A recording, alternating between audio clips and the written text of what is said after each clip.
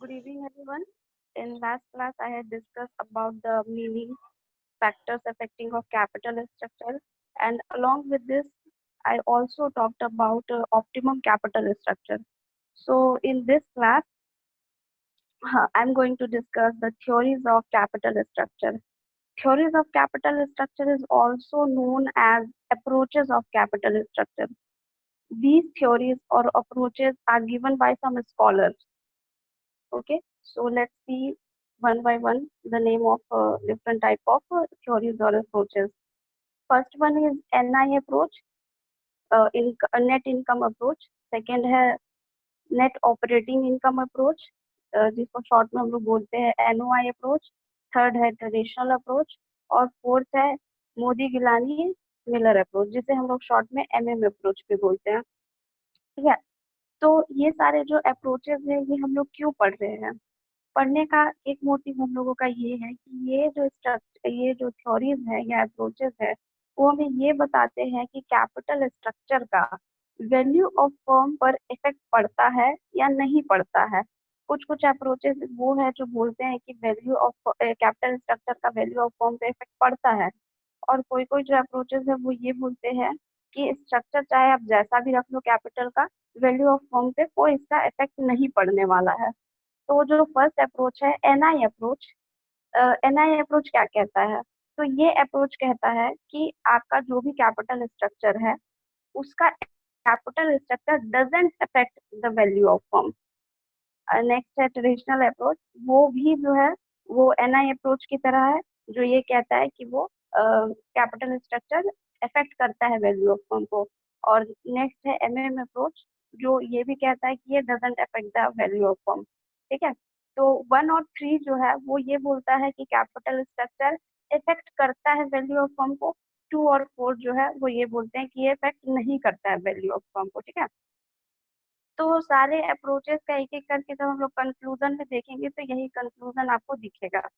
एक एक करके हम लोग सारे चीजों को देखते हैं. ठीक है, सारे थ्योरीज को पढ़ने से पहले आपको ये जानना पड़ेगा कि वैल्यू ऑफ फर्म क्या है. जैसे मैंने अभी बोला कि कैपिटल स्ट्रक्चर जो है उससे वैल्यू ऑफ फर्म को इफेक्ट पड़ता है या नहीं पड़ता है. तो आपको पहले ये समझना पड़ेगा कि वैल्यू ऑफ फर्म होता क्या है. तो स्टार्ट करते हैं एकदम शुरू में. जब आप लोग एफएम पढ़ना स्टार्ट किए होंगे तो आप लोगों ने देखा होगा कि एफएम का कुछ ऑब्जेक्टिव था. तो there are 2 main objective of FM. तो पहला ऑब्जेक्टिव था वैल्यू और प्रॉफिट मैक्सिमाइजेशन, और सेकंड ऑब्जेक्टिव था वेल्थ मैक्सिमाइजेशन. प्रॉफिट मैक्सिमाइजेशन का मतलब ये होता है कि किसी स्पेसिफिक पीरियड के प्रॉफिट को बढ़ाने पर जोर दिया जाता है. 1 साल 2 साल इस तरह से, ज्यादातर ये 1 साल का रहता है. पर जो वेल्थ मैक्सिमाइजेशन रहता है वो बहुत सारे वर्षों को मिला करके प्रॉफिट बढ़ाने पर जोर दिया जाता है. तो अल्टीमेटली हम लोग ये बोल सकते हैं कि प्रॉफिट मैक्सिमाइज करते रहिए, एक टाइम पे ऐसा आएगा जब आपका वेल्थ भी मैक्सिमाइज हो जाएगा. तो वेल्थ मैक्सिमाइजेशन के मोटिव को पूरा करने के लिए आपको प्रॉफिट मैक्सिमाइजेशन करना ही पड़ेगा. ठीक है, तो अब ये प्रॉफिट कैसे बढ़ाया जा सकता है? प्रॉफिट बढ़ाने का बहुत सारे तरीका होता है, मगर अभी हम लोग एक चीज पे ध्यान देंगे कि प्रॉफिट हम लोग बढ़ा सकते हैं कॉस्ट को कम करके. ठीक है, तो कॉस्ट कैसे कम किया जा सकता है, मैं एक एग्जांपल के थ्रू आपको समझाती हूँ. जैसे आप एक पेन का फैक्ट्री चला रहे हैं, मैन्युफैक्चर कर रहे हैं पेन को, तो वहां पर वैसे तो आप ढेरों सारे पेन जो है वो प्रोड्यूस करते होंगे, मगर मैं एग्जांपल दे रही हूँ कि आप एक पेन अगर एक पेन को अगर आप ले तो क्या होता है. अगर आप एक पेन ले रहे हो और उसको 10 रुपए में बना दे रहे हो, दैट मीन्स उसका कॉस्ट जो है वो 10 रुपए लग रहा है. जितने भी चीज इसमें रॉ मटेरियल्स यूज हुए हैं, पेन प्लास्टिक हुआ, इंक हुआ, वेजेस हुआ, सारे चीजों को मिला करके आपको 10 रुपए का पेन जो है वो बनाने में लग गया है. लेकिन आप इसको जब मार्केट में सेल करते हो तो आप उसको अपना कुछ प्रॉफिट मार्जिन है ऐड करके बेचते हो. जैसे कि 10 रुपए में आपने बनाया ये पेन और 15 रुपए में आप इसको मार्केट में सेल कर देते हो. दैट मीन्स आपको यहाँ पर 5 रुपए का प्रॉफिट हो रहा है कि 10 में बनाया और 15 में बेचा, तो 5 का प्रॉफिट हुआ.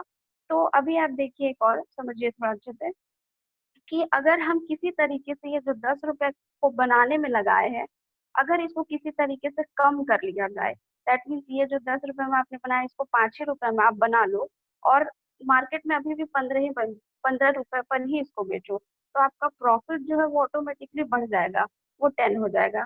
तो इस तरह से ये पता चलता है कि आप अपने कॉस्ट को कम करोगे तो आपका प्रॉफिट बढ़ जाएगा। ठीक है, when you want to increase your profit, decrease your cost. ठीक है, जब भी आप अपना प्रॉफिट बढ़ाना चाहते हो, कॉस्ट को डिक्रीज कर लो, ये एक तरीका होता है प्रॉफिट बढ़ाने का। वैसे और भी बहुत सारे तरीके होते हैं, लेकिन यहाँ पर मेनली इसी पे जोर दिया जा रहा है।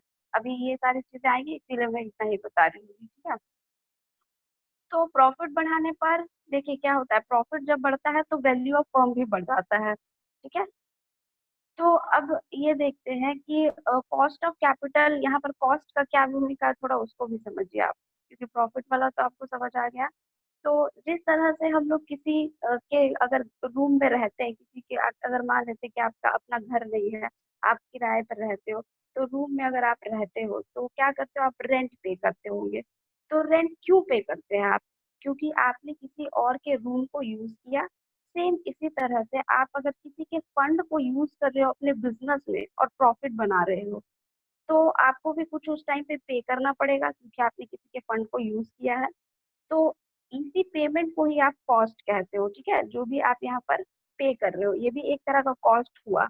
कॉस्ट वैसे बहुत सारा है, मगर इस टाइम पे मैं ये बता रही हूँ कि ये भी एक तरह का कॉस्ट हुआ।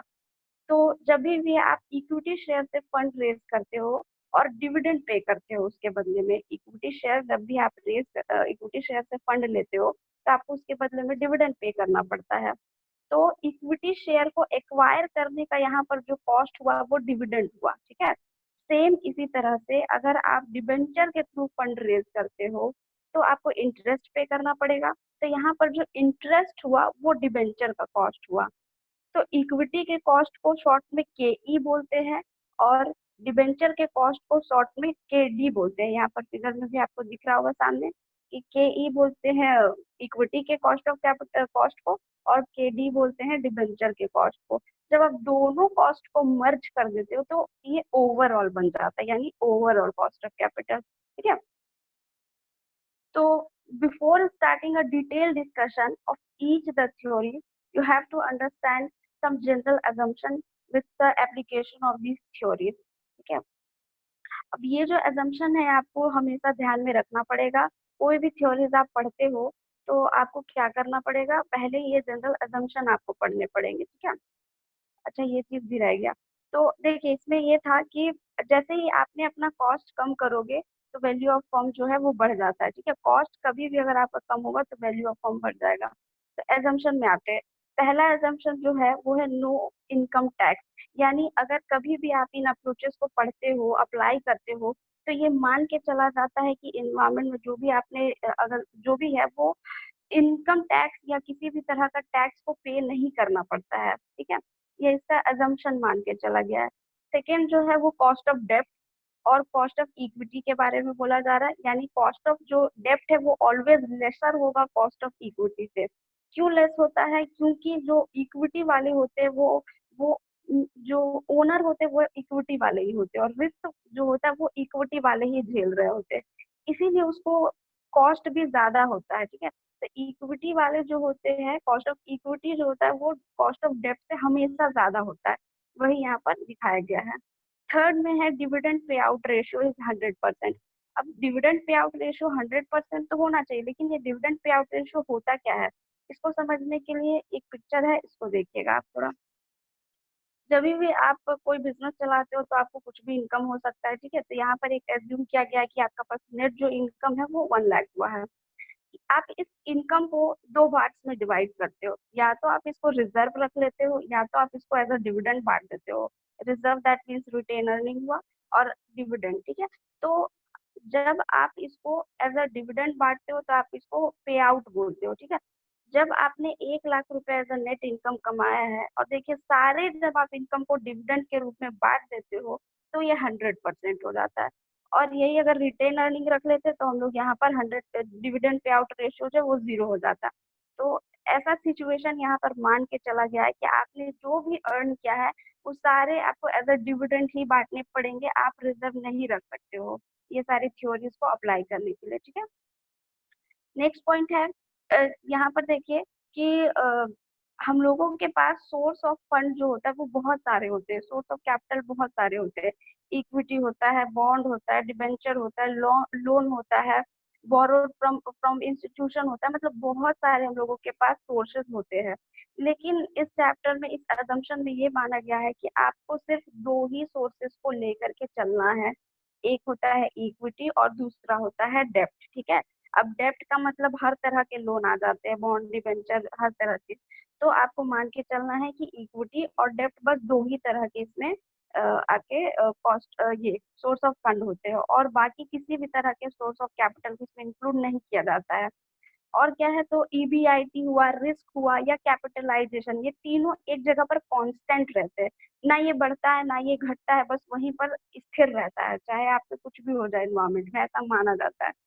तो ईबीआईटी तो आप लोगों को पिछले क्लास से क्लियर भी होगा कि बहुत बार मैंने ईबीआईटी का नाम दिया होगा। तो earning before interest and tax होता है, जिसको ऑपरेटिंग प्रॉफिट भी बोलते हैं। तो ईबीआईटी का फॉर्मूला भी मैंने बताया था, तो आपको क्लियर होगा। अब यहाँ से नेक्स्ट जो है वो है बिजनेस रिस्क यानी ऑपरेटिंग रिस्क। तो ऑपरेटिंग लीवरेज जब पढ़ा था तब मैंने बताया था कि रिस्क क्या होता है, यहाँ पर उससे रिलेटेड होता है। तो वो भी कांस्टेंट होता है, ईबीआईटी भी कांस्टेंट होता है। ये टोटल कैपिटलाइजेशन क्या होता है, इस थोड़ा ग्राफ से समझने की कोशिश कीजिएगा ये दो चीजों से। एक आपके पास शेड्यूल बना हुआ है और एक यहाँ पर टेबल बना, और दूसरा एक पाई चार्ट के थ्रू बताया गया है। कैपिटलाइजेशन मतलब जो भी आपके बिजनेस में कैपिटल लगा है वो। अगर आप इक्विटी 50 रहते हो, डेप्ट 50 रहते हो, तो भी आपका कैपिटल देखिए 100% में रहेगा, ठीक है। और इक्विटी अगर आप 20 लेते हो तो आप डेप्ट 80 लोगे, तो भी आपका कैपिटल 100% ही रहेगा। इक्विटी 60 है, डेप्ट 40 है। तो यहाँ परसेंटेज का खेल है, ठीक है ना। तो समझिएगा कि हमेशा वो परसेंटेज में जब भी निकालेंगे वो तो 100 ही रहेगा। तो इन सारी चीजों का रेशियो कम ज्यादा हो सकता है, लेकिन ओवरऑल जो कैपिटल रहेगा वो ऑलवेज इक्वल ही रहेगा। यहाँ पर पाई चार्ट में देखिएगा, फर्स्ट वाले में देखिए, एक में इक्विटी ज्यादा है तो डेप्ट कम था। लेकिन आपका देखिए राउंड जो फिगर है वो राउंड ही है, वो 360 डिग्री का ही है, ठीक है। और सेकंड वाले में देखिएगा, इधर डेप्ट आ गया है और इक्विटी कम हो गया, इक्विटी कम हो गया और डेप्ट ज्यादा हो गया। दैट मीन्स अभी भी वो 360 की ही है, ठीक है। परसेंटेज यहाँ पर हमेशा 100 ही है, लेकिन इक्विटी कम हो गया और डेप्ट ज्यादा हो गया। दैट मीन्स इसका मतलब ये है कि आप कुछ भी घटा बढ़ा लो, हमेशा कैपिटल तो आपका 100% ही रहेगा। तो ये बोला गया है इस लास्ट पॉइंट में, ठीक है। तो ये सारे जनरल एजम्पशन है जो आपको हर एक थ्योरी पढ़ते टाइम ये सारा एजम्पशन को माइंड में रखना पड़ेगा। किसी भी थ्योरी का अगर एजम्पशन पूछा जाता है तो आप ये पहले इंक्लूड करोगे, और उसके बाद जो एजम्पशन है वो अलग अलग, वो भी एडिशनल है, वो उसको भी इंक्लूड करना पड़ेगा आपको, ठीक है।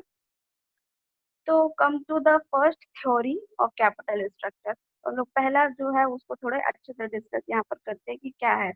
तो एनआई अप्रोच जिसको कहते हैं शॉर्ट में, ये जो है ये प्रतिपादित किया गया था डेविड ड्यूरेंट के द्वारा, ठीक है। डेविड ड्यूरेंट क्या बताते हैं कि जो भी पहले बताया मैंने अभी स्टार्टिंग में ही, कि नेट इनकम अप्रोच जो होता है वो क्या बोलता है कि capital structure effect the value of firm, यानी कि वैल्यू ऑफ फर्म जो है वो कैपिटल स्ट्रक्चर से इफेक्ट होता है। आप इक्विटी और डेप्ट रखोगे तो इससे थोड़ा थोड़ा मतलब इससे फर्क पड़ता है वैल्यू ऑफ फर्म पे, प्रॉफिट पे पड़ता है फर्क, आपके वैल्यू ऑफ फर्म पे फर्क पड़ता है। तो ये चीज है, ठीक है। अब ये इफेक्ट कैसे पड़ता है, इसके कुछ assumption है, पहले ये देख लीजिए, उसके बाद इसका थोड़ा और एप्लीकेशन देखते हैं कि कैसे ये पड़ता है इफेक्ट, कैसे नहीं पड़ता है वो बताएंगे। पहले assumption देख लीजिए। तो assumption में ये लिया गया है कि जो कॉस्ट ऑफ डेप्ट है यानी केडी है, और कॉस्ट ऑफ इक्विटी है, दोनों कांस्टेंट रहते हैं, मतलब दोनों कभी भी परिवर्तित नहीं होते, एक जगह पर स्थिर रहते हैं, ठीक है। बट लेकिन माइंड में ये रखना है, वैसे ये बुक में आपको नहीं दिखेगा बट मैंने ये लिख दिया है ताकि आप कंफ्यूज ना हो, कि केओ लेकिन कांस्टेंट नहीं होता है, वो बढ़ते घटते रहता है, ठीक है। तो केडी और केई दोनों कांस्टेंट होता है। सेकेंड पॉइंट में है कि इंक्रीज द डेप्ट in capital structure does not change the risk perception of share holder. मतलब कि आप अपने चाहे डेप्ट को 80% भी कर लो, 90% भी कर लो, लेकिन जो शेयर होल्डर है उनको कोई भी रिस्क का फैक्टर माइंड में नहीं आएगा, उनके लिए रिस्क यहाँ पर नहीं है। बट एक्चुअल में ऐसा नहीं होता है, होता ये है कि एक फर्म जो है जिसमें जितना ज्यादा डेप्ट रहता है उतना ज्यादा वो रिस्की होते जाता है, ठीक है। तो क्योंकि डेप्ट आखिर दिया किसको जाता है, वो ओनर के ही नाम पर दिया जाता है। तो डेप्ट का रेशियो जितना ज्यादा रहेगा, बिजनेस उतना ही ज्यादा लीवरेज वाला होगा, उतना ही ज्यादा रिस्की होता है फिर वो। तो इस अजम्पशन में ये मान लिया गया है कि आप डेब्ट चाहे कितना भी बढ़ा लीजिए, रिस्क के परसेप्शन में जरा भी चेंजेस नहीं आएंगे। शेयर होल्डर का जो भी रिटर्न है वो पहले जैसा ही रहेगा, उनको इनसे कोई मतलब नहीं कि आप 80% रखिए या 10% रखिए। ये चीज अजम्पशन ध्यान में रखना है आपको, ठीक है। तो अब देखिए इसमें क्या होता है कि आपके लिए मैंने बताया था कि कॉस्ट ऑफ इक्विटी जो होता है वो ऑलवेज ये होता है कि अ, इसमें थोड़ा सा ये हो गया, थोड़ा ध्यान रखिएगा, ये इसमें थोड़ा सा ये इनकरेक्ट फिगर ड्रॉ हो गया। थोड़ा सा अपोजिट है, मैं इसको खुद से बताती हूँ, आप लोग समझिएगा, ठीक है। जो इक्विटी होता है वो ऑलवेज क्या होता है, इक्विटी क्या होता है वो ऑलवेज मतलब कॉस्ट उसका ज्यादा होता है डिबेंचर के कंपैरिजन में, मतलब डेब्ट के कंपैरिजन में इक्विटी का कॉस्ट जो होता है वो ऑलवेज ज्यादा होता है। क्यों ज्यादा होता है? क्योंकि वो रिस्क ज्यादा बेयर कर रहे होते हैं। वही डेब्ट जो होता है वो सस्ता होता है मार्केट में। इक्विटी महंगा होता है और डेब्ट सस्ता होता है मार्केट में। तो अगर आप कोई ऐसा कैपिटल स्ट्रक्चर फॉर्म करो जिसमें इक्विटी को बहुत कम रखो, देखिए आप यहाँ पर देख रहे होंगे कि इक्विटी को आपने बहुत कम रख लिया है, ठीक है, और डेब्ट को बहुत बढ़ा लिया, यानी कि आपने सस्ते वाले चीजों का जो रेशियो वो ज्यादा रखा है अपने फॉर्म में। तो नॉर्मल सी बात है कि ओवरऑल कॉस्ट ऑफ कैपिटल जो होगा वो कम होगा, ठीक है। जब भी आप इक्विटी क्योंकि महंगा है और डेब्ट सस्ता है, तो आप सस्ती चीजों का अगर ज्यादा रखोगे अपने कैपिटल स्ट्रक्चर में तो क्या होगा, कॉस्ट ऑफ कैपिटल तो कम होगा ही होगा। तो ये थ्योरी यही बताता है कि आप जो है जितना ज्यादा आप प्रोपोर्शन बढ़ाते जाओगे डेब्ट का, उतना ज्यादा जो है कॉस्ट ऑफ कैपिटल कम होगा, और कॉस्ट ऑफ कैपिटल जैसे ही कम होगा वैल्यू ऑफ फर्म जो है वो बढ़ जाएगा, ठीक है। तो ये चीज होता है। कॉस्ट ऑफ कैपिटल के साथ वैल्यू ऑफ फर्म का ऑपोजिट रिलेशन होता है, इनवर्स रिलेशन होता है। जैसे ही आपका कॉस्ट ऑफ कैपिटल घटेगा, वैल्यू ऑफ फर्म बढ़ जाता है। कॉस्ट ऑफ कैपिटल बढ़ेगा, वैल्यू ऑफ फर्म घट जाएगा, ठीक है, क्योंकि ये प्रॉफिट से रिलेटेड होता है। तो अगर आपने इक्विटी को कम रखा है, डेब्ट को ज्यादा रखा है, तो कॉस्ट ऑफ कैपिटल जो है वो कम आएगा, और कॉस्ट ऑफ कैपिटल अगर कम आ गया तो फिर आपका ओवरऑल जो आपका वैल्यू ऑफ फर्म है वो बढ़ जाएगा, ठीक है। तो ये होता है। ये फॉर्मूला है कुछ जो कि अभी आगे का जो सम्स कराएंगे तो उसमें आपको ये फॉर्मूला काम आएगा, ठीक है। इसको थोड़ा देख लीजिएगा आप लोग। अब जो मैंने अभी तक बताया है उसी को यहाँ एक ग्राफिकल रिप्रेजेंटेशन किया गया है, बस और भी कुछ नहीं है इसमें। तो देखिएगा एक्स एक्सिस पे मैंने दिखाया है परसेंटेज ऑफ डेब्ट, और जो वाई एक्सिस है जो उसमें कॉस्ट ऑफ कैपिटल दिखा है, यानी कि के ओ के ई और के डी को बताया गया है। जो फर्स्ट वाला लाइन है नीचे से देखिएगा, जीरो के ऊपर जो फर्स्ट वाला लाइन है वो के डी का लाइन है, और के ई का लाइन जो है, जो दोनों पैरेलल दिख रहा है के डी के पैरेलल के ई। तो केडी जो है वो नीचे रहता है और केई जो है वो ऊपर रहता है, हमेशा यही होगा। क्यों ऐसा होता है? क्योंकि केडी सस्ता होता है केई के कंपैरिजन में, इसीलिए हमेशा केई जो है वो नीचे रहता है, और केडी जो है वो नीचे रहेगा, और केई जो है वो ऑलवेज ऊपर रहता है कभी भी ग्राफ में, ठीक है। क्यों? क्योंकि केडी सस्ता होता है केई से। अब यहाँ पर देखिए, जैसे जैसे आप परसेंटेज ऑफ डेब्ट बढ़ाते जाओगे, वैसे वैसे क्या होगा, क्योंकि आपने सस्ती चीजों को अपने कैपिटल में ज्यादा रखा है, तो कॉस्ट ऑफ कैपिटल कम होते ये ओवरऑल जो कॉस्ट ऑफ कैपिटल है वो कम होते जाएगा। तो केओ जो है वो ओवरऑल कॉस्ट ऑफ कैपिटल को दिखा रहा है, वो घटते जाएगा, ठीक है। तो एक टाइम आता है कि जब वो जीरो हो जाएगा, लेकिन ऐसा होता नहीं है, ठीक है। वो एक 80-90 इस तरह में जाके रुक जाता है। वो पूरा डेप्थ के बराबर नहीं हो सकता है, 100% डेप्थ नहीं हो सकता, ठीक है ना। तो ये है नेट इनकम अप्रोच का थ्योरी, जिसमें ये बोलता है कि कैपिटल स्ट्रक्चर इफेक्ट करता है वैल्यू ऑफ फर्म को, ठीक है। कैसे इफेक्ट करता है? क्योंकि cost of overall cost of capital है वो कम हो गया, इसीलिए वैल्यू ऑफ फर्म जो है वो बढ़ जा रहा है। तो इसमें ये बात है, और इसमें और कुछ भी नहीं है, बस इतना ही है। पर सेकेंड जो पॉइंट है वो है नेट ऑपरेटिंग इनकम अप्रोच।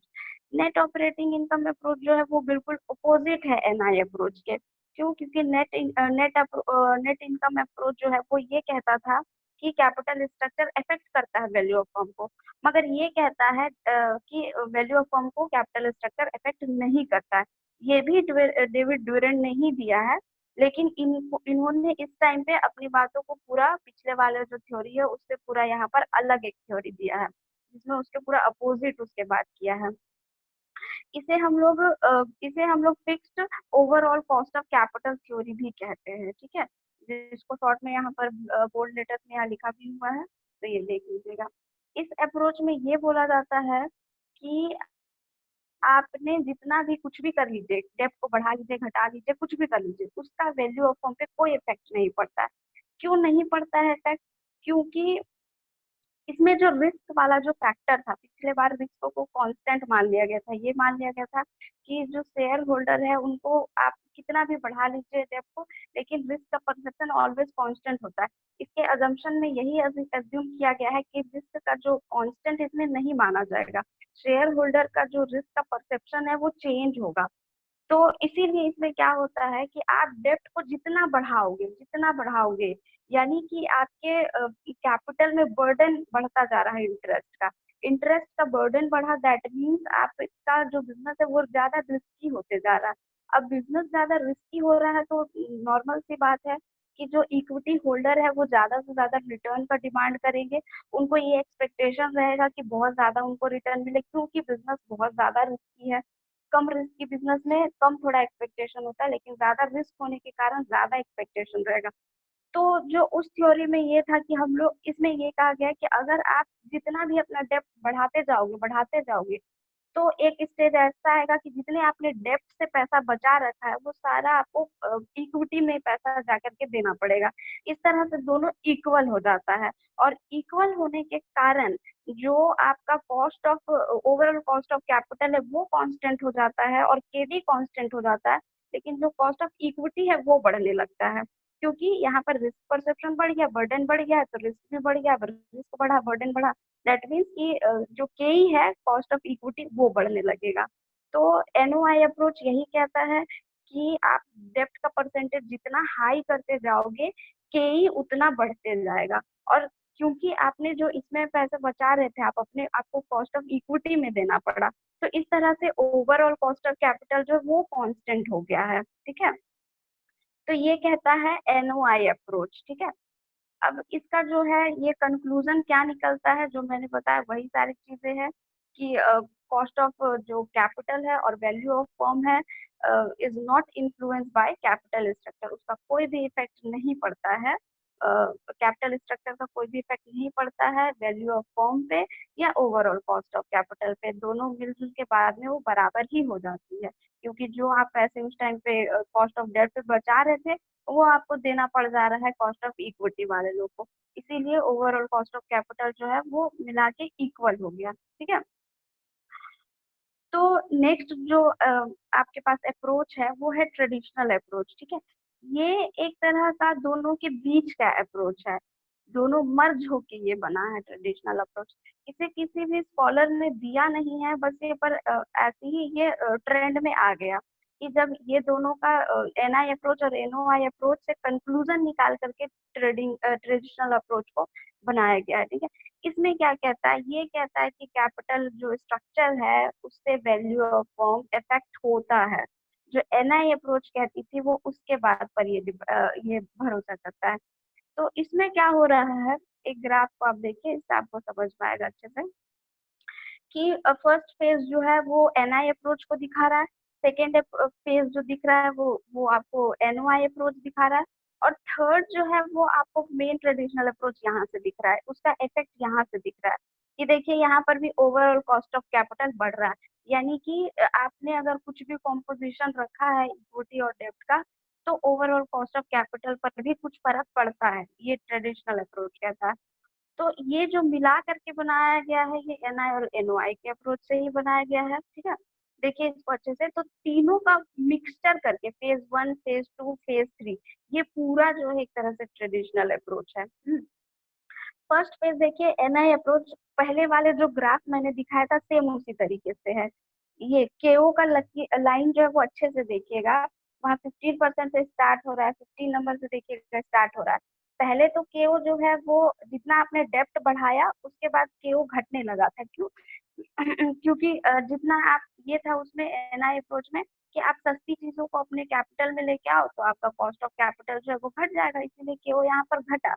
लेकिन एक पीरियड आने के बाद, एक टाइम आने के बाद क्या हो गया कि ये सिचुएशन नहीं है, वो बहुत शॉर्ट टाइम तक ही होता है। कि आपने जो भी डेब्ट को लिया था उससे बहुत कम समय तक cost of overall cost of capital घटता था।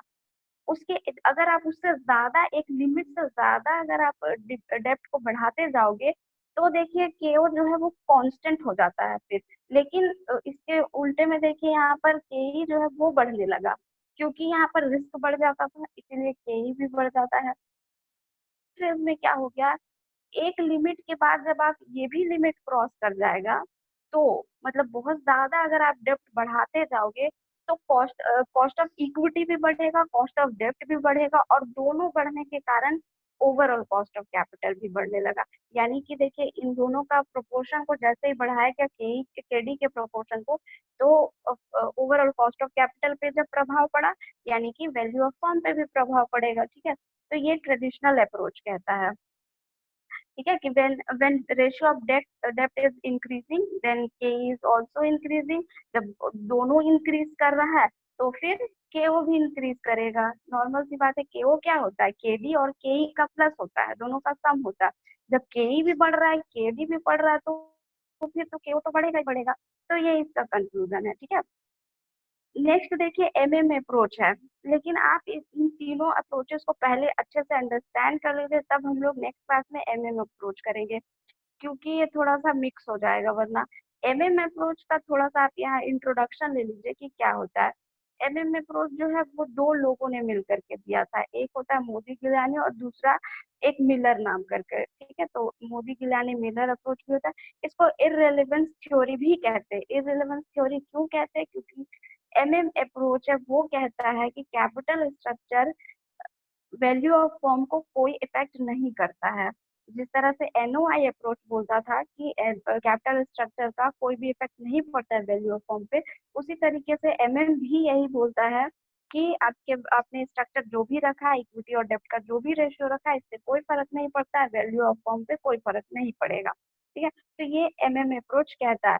लेकिन वहां पर एनओआई अप्रोच जो था वो ये बता रहा था, रिस्क के परसेप्शन को उसने ध्यान में रखा था कि आप डेप्ट जितना बढ़ाते जाओगे रिस्क उतना बढ़ेगा। रिस्क बढ़ने के कारण जो है वो एक्सपेक्टेशन भी केई का वो बढ़ जाएगा, कॉस्ट ऑफ इक्विटी भी बढ़ जाएगा, इसीलिए वो वहां पर बढ़ रहा था। लेकिन यहाँ पर क्या हो रहा है, यहाँ पर किसी और चीज को यहाँ पर माना जा रहा है उसका कारण। यहाँ पर एक आर्बिट्रेटर प्रोसेस होता है, उसको ये माना जा रहा है, ठीक है।